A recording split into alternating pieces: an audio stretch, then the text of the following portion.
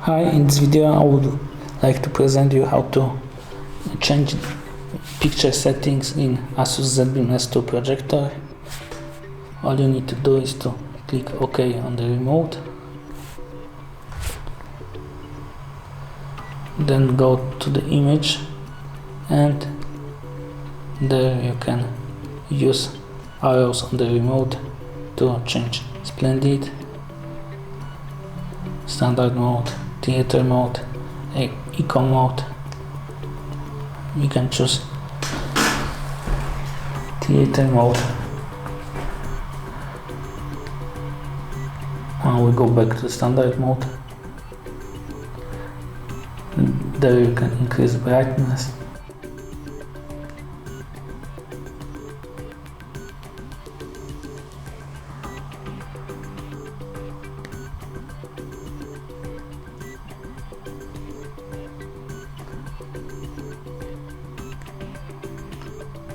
Or contrast or saturation or sharpness.